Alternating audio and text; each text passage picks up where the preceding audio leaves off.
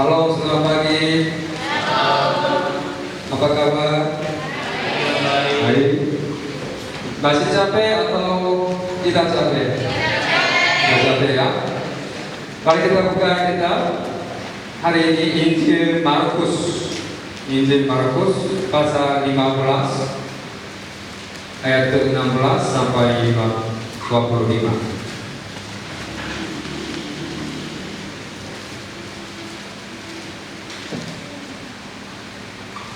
Injil Markus 15 ayat 16 sampai 25.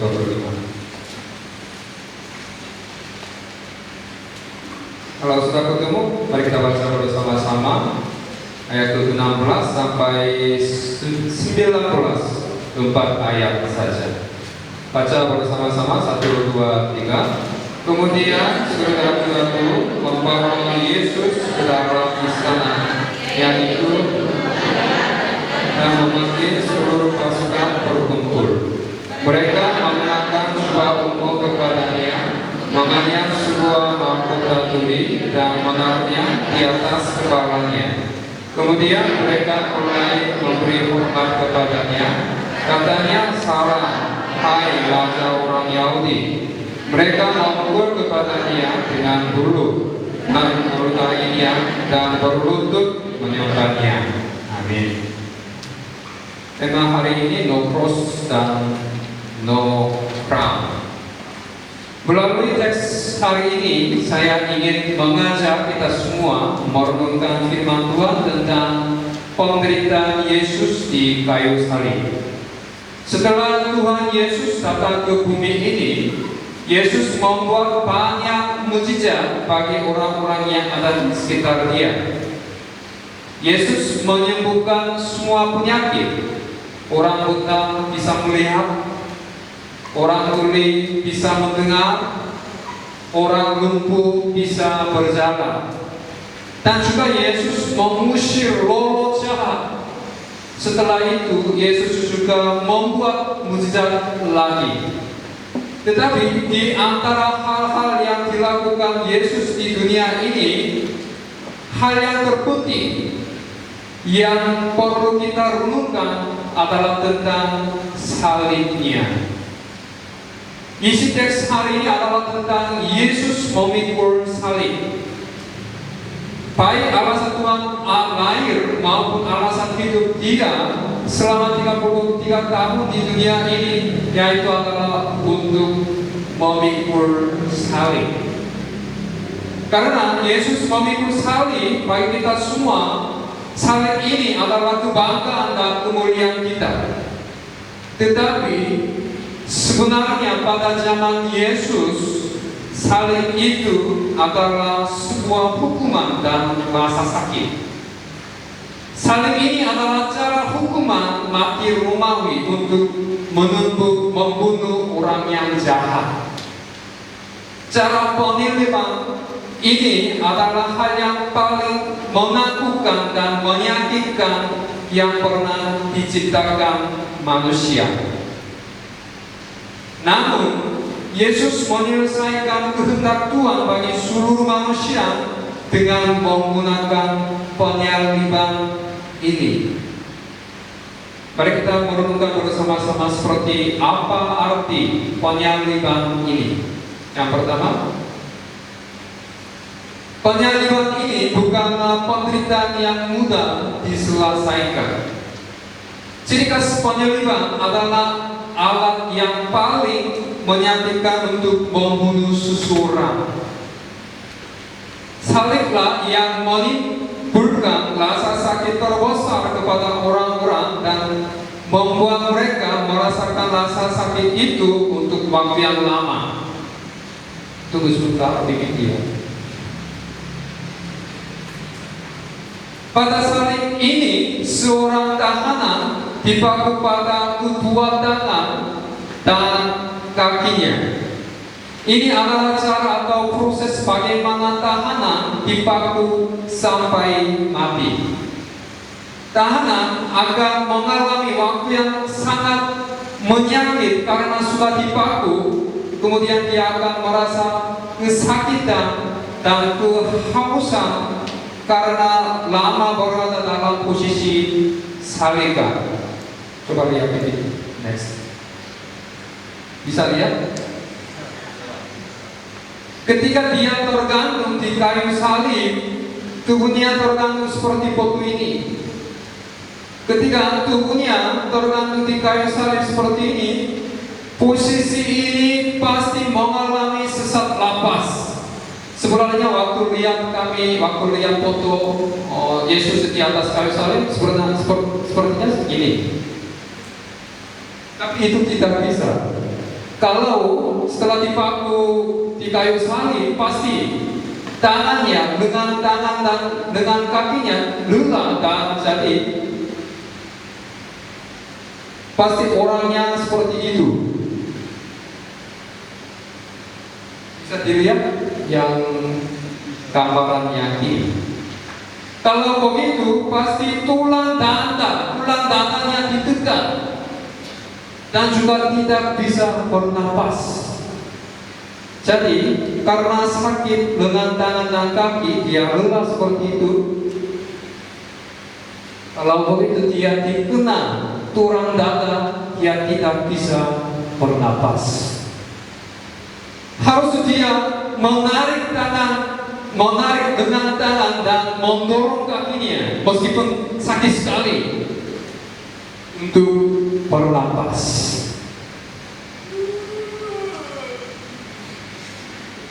Setelah beberapa menit atau beberapa detik, dia pasti merasa sakit sekali dengan tangan dan kaki, lelah atau mengeluarkan kekuatan seperti itu. Kalau begitu, dia tidak bisa bernapas dan menarik tangan lagi. Berulang-ulang kali melakukan seperti itu sampai dia mati. Itulah hukuman salib. Hal ini seorang tahanan akan menderita rasa sakit sampai dia mati. Kemudian yang kedua, next. Penyaliban membuat tahanan sangat sengsara.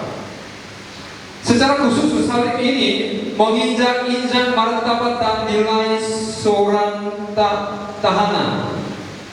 Hal ini terlihat jelas dalam teks hari ini. Kalau kita melihat ayat 16 sampai 19 di dalam teks hari ini, berikut adalah adegan di mana tentara Romawi mengejek Yesus.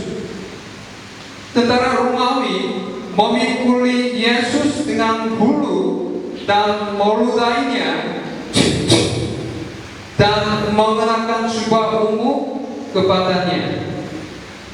Namun ini adalah pengambilan umum salib, bukan hanya untuk Yesus Kristus, tetapi semua orang yang memikul salib akan diejek oleh orang-orang saat mereka berjalan arah ke istana. Ini adalah awal dari penyaliban. Dan seorang tahanan berjalan di jalan itu, dia menerima semua hinaan dan celah dari orang-orang di sekitarnya. Ya itu, kenapa? Matilah dia. Seperti itu. Bapak Ibu saudara sekalian tahu, menurut sejarawan Yahudi, salib sebenarnya terdiri dari dua bagian, yaitu tiang horizontal dan tiang vertikal. Next. Tiang horizontal ini disebut patibulum dan tiang vertikal ini disebut stipes. Biasanya stipes ini sudah dimasukkan di tempat dilaksanakan hukuman mati. Dan seorang tahanan ini memikul hanya patibulum saja. Waktu lihat video itu namanya apa? Video apa? Tentang salib Yesus Kristus namanya. Waktu lihat video itu kami bisa tahu Yesus memikul salib, bukan semuanya, bukan yang dengan sempurna, hanya dia memegang atau memikul patibolum saja. Karena Stefanus sudah ada di depannya. Jadi, tapi biasanya patibolum ini beratnya sekitar 68 kilogram. Saudara sekalian bisa menebak? 68 kilogram. Kira-kira berapa? Bisa menebak? Berat ini sama seperti seorang pria dewasa, cukup berat dia, bukan ringan, cukup berat. Mungkin beratnya seperti Pak Samuel yang ada di kantor PHK. Ini sangat berat. Coba berpikir, kami memikul Pak Samuel, kemudian berjalan-jalan arah ke depannya, itu sangat berat. Jadi Yesus waktu di perjalanan ke sana, ke arah ke sana, sudah capek dan sudah lelah, Yesus tidak bisa memikul patibolumnya. Jadi serahkan kepada orang lain. Masih tahu ya? Jadi seorang tahanan memikul tiang dan begitu berat dan sambil berjalan. Kemudian orang-orang yang ada di sekitar dia mengutukinya dan meludainya. Juga seorang tahanan dipukuli oleh tentara Romawi ketika berjalan memikul salib. Kemudian yang putih itu, ketika seorang tahanan disalibkan, sebenarnya semua pakaian orang itu dilepaskan. Waktu kami melihat semua gambar yang kita ketahui tentang Yesus yang tergantung di kayu salib, itu adalah palsu. Kenapa? Gambar-gambar ini tidak dilukiskan pada kebenaran, karena sebenarnya tahanan itu tidak memakai pakaian apapun. Mari kita lihat ayat 24. Coba lihat di Alkitab ini sendiri, saya akan baca. Ayat 24. Kemudian mereka menyalibkan dia, lalu mereka membagi pakaiannya dengan membuang undi atasnya untuk menentukan bagian masing-masing. Tentang ayat ini dicatat dalam Injil Yohanes seperti itu, sama. Mari kita baca bersama-sama, next titik. Baca bersama-sama, 1, 2, 3. Para prajurit memasukkan Yesus di kayu salib dan mengambil pakaiannya, membaginya menjadi 4 kerat, 1 untuk masing-masing, dan juga mengambil jubah itu. Di situ ada pakaian dua macam, yang pakaian dan jubah. Di dalam bahasa Inggris kami bisa lebih jelas ketahui tentang ayat itu. Jadi pakaiannya bisa menerjemahkan clothes seperti itu, tapi jubahnya bisa menerjemahkan undergarment. Itu jubah, itu berarti undergarment itu artinya apa? Celana dalam. Jadi Yesus digantung di kayu salib tanpa menggunakan pakaian, bahkan celana dalam. Yesus dengan memalukannya telanjang digantung di kayu salib. Yesaya 53 ayat ketiga. Mari kita baca bersama-sama, 1, 2, 3. Ia dihina dan dihindari orang, seorang yang penuh kesengsaraan dan yang bisa menderita kesakitan. Ia sangat dihina sehingga orang menuntutkannya terhadap dia, dan bagi kita pun dia tidak masuk rumah. Kenapa orang-orang menuntut mukanya terhadap dia? Mungkin mungkin masih dia berdarah, mungkin dia masih merasakan kesakitan, tapi ayat putih itu karena dia sedang terancam, jadi tidak bisa berubah. Menuntut mukanya terhadap. Jadi Yesus Yesus membayar semua rasa malu bagi kita semua di atas kayu salib. Dia yang seharusnya dihormati, sebaliknya dia malah dipermalukan. Dia yang seharusnya dimuliakan, sebaliknya dia malah dipermalukan. Sebenarnya perasaan rasa malu yang pertama diawal oleh Adam dan Hawa, mereka rasakan terhadap satu sama lain setelah mereka berdosa. Dalam rasa malu ini, Adam dan Hawa diusir dari Eden. Tetapi Yesus yang datang sebagai Adam yang kedua menanggung jawab semua rasa malu dari Adam yang pertama. Mengapa? Mengapa Yesus menderita rasa malu dan menanggung penderitaan seperti ini? Seperti yang kita ketahui, dia bukanlah orang berdosa yang tidak seharusnya menderita seperti ini, tetapi dia menghindari apapun. Dia menderita semua penyakit di atas salib. Kenapa? Kenapa dia menderita semua penyakit itu? Hal ini untuk menggenapi nubuat Yesaya. Mari kita baca bersama-sama. Next PPT. Baca bersama-sama. 1, 2, 3. Kita sekalian sesat seperti domba, masing-masing kita mengambil jalannya sendiri, tetapi Tuhan telah menimpakan kepadanya kejahatan kita sekalian. Yesus menderita semua cambukan dan rasa sakit untuk menyelamatkan kita. Inilah sebabnya mengapa Yesus disalibkan. Ini untuk menyelesaikan dosa dan dosa kita. Dosa ini tidak bisa dihapuskan dengan sabun apapun. Meskipun sabunnya mahal, tidak bisa dihapuskan dosa kita. Itu tidak hilang dengan obat apapun. Melakukan banyak perbuatan baik pun tidak bisa menyelesaikan dosa kita. Dapat nilai yang bagus juga tidak bisa menyelesaikan dosa kita.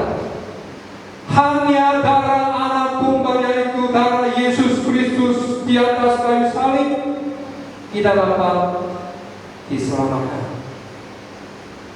Jadi kita harus percaya bahwa dosa-dosa kita diampuni oleh darah Yesus yang sangat berharga. Akhirnya, ketika kita mengatakan kita percaya kepada Yesus atau saya percaya kepada Yesus, kita harus membuat dua pengakuan berikut. Pengakuan apa yang harus ada? Yang pertama, baca bersama-sama. 1, 2, 3. Pengakuan menerima Yesus sebagai Tuhan. Bagaimana kita bisa dilahirkan kembali? Atau kami bisa menjadi born again? Bagaimana bisa? Lebih dari segalanya, kita perlu mengakui bahwa Yesus yang mati di kayu salib adalah Tuhanku. Silakan dirubah seperti anak TK. Yesus yang mati di kayu salib adalah Tuhanku. Adalah Tuhanku. Pengakuan ini, Yesus Kristus sebagai Tuhanku, adalah hal yang penting, hal yang paling penting. Pengakuan ini, iman ini adalah dasar dari iman kita. Meskipun sudah masuk SD Kanaan, kalau kita bisa percaya kepada Yesus Kristus sebagai Juru Selamat saya atau Juru Selamat kita, itu sudah sia-sia. Nanti kita bisa menjadi pendeta, itu seperti sia-sia. Nanti kami akan menjadi guru Kristen, itu sudah sia-sia. Kalau sebelum menerima Yesus sebagai Tuhan, mari kita baca bersama-sama. Next. Roma 10 ayat 9. Baca bersama-sama. 1, 2, 3. Sebab jika kamu mengaku dengan mulutmu bahwa Yesus adalah Tuhan dan percaya dalam hatimu bahwa Allah telah membangkitkan Dia dari antara orang mati, maka kamu akan diselamatkan. Saudara-saudari yang sudah pernah mengakui itu dengan pakai mulutmu dengan sungguh-sungguh? Ketika Thomas tidak percaya kepada Yesus yang bangkit, dia bertemu dengannya dan mengakui hal ini sama seperti itu. Yohanes 20 ayat 29 saya akan bacakan. Thomas menjawab dia, yaitu Yesus Kristus, ya Tuhanku dan Allahku. Setelah itu dia diselamatkan. Ketika kita menjadi anak-anak Tuhan, jika pengakuan ini diakui di dalam hati dan jiwa kita dengan sungguh-sungguh, jangan hanya ikut orang lain saja, jangan hanya ikut hamba Tuhan saja, pasti perlu mengakui pengakuan ini secara pribadi atau di hadapan Tuhan, pasti perlu. Yang kedua, mengakui bahwa penderitaan yang Yesus derita di kayu salib adalah bagimu. Yesus memikul salib karena Dia menanggung semua penderitaan bagi umat manusia. Pengakuan seperti ini tidak cukup. Yang benar, Yesus menderita bagiku. Harus ada pengakuan seperti itu. Tentu saja Yesus menderita bagi kita semua dan Dia menderita bagi seluruh dunia. Tetapi kita harus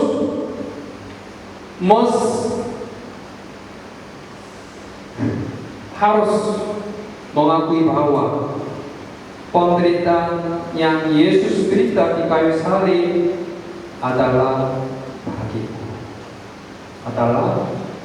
saya. Penyaliban ini itu harus di dalam sebagai peristiwa bagi kita masing-masing.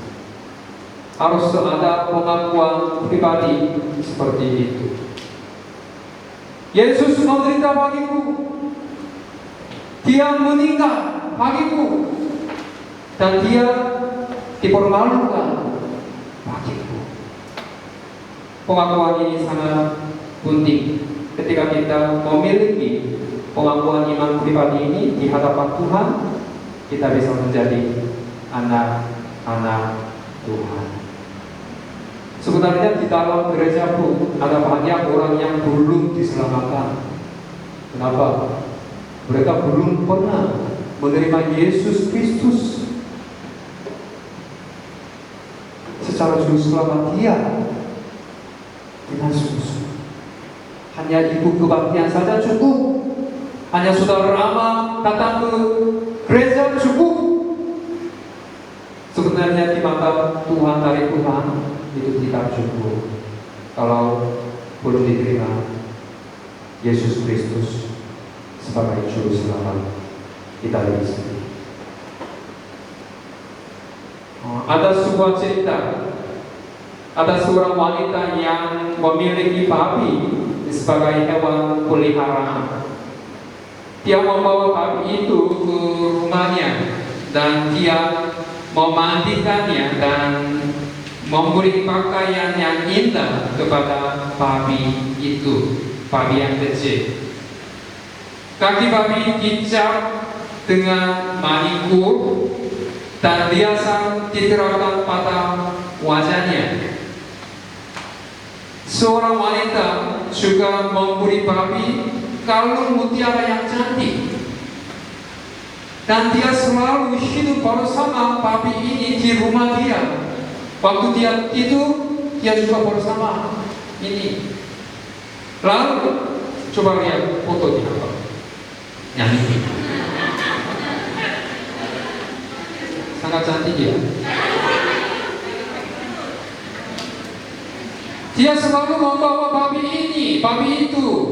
Waktu ke dapur, waktu ke ruangnya, waktu ke rumah, waktu ke selalu bawa sama-sama. Karena dia berpikir itu sangat berharga, itu sudah berubah seperti manusia. Jadi pakaian yang hiasannya sudah dipakai. Lalu suatu hari wanita ini berjalan-jalan sama babi itu. Sebelum jalan-jalan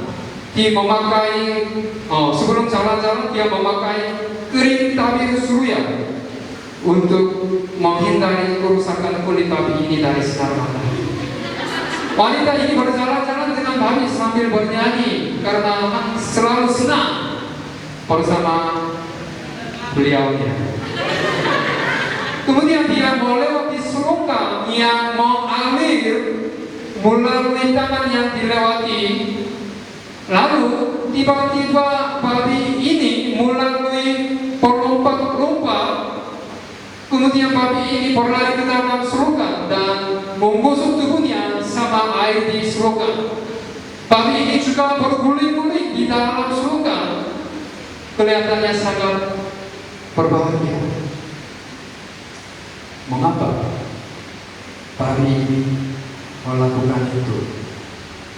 Meskipun sudah berubah di luarnya atau sudah memakai pakaian yang bagus, kelihatannya indah sekali, tapi kenapa babinya melakukan seperti itu?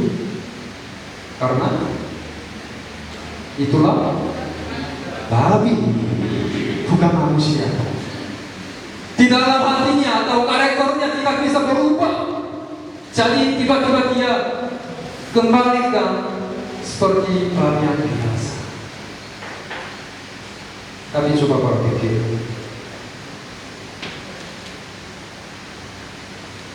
mungkin ini bukan penampilan kita. Dilihat dari penampilan yang biasa, kita semua jelas anak Tuhan. Kita semua jelas mahasiswa-mahasiswi di STT. Tetapi pada saat yang darurat atau pada saat yang luar biasa, ada orang-orang yang bertindak seperti orang-orang yang tidak percaya kepada Yesus Kristus. Karena apa?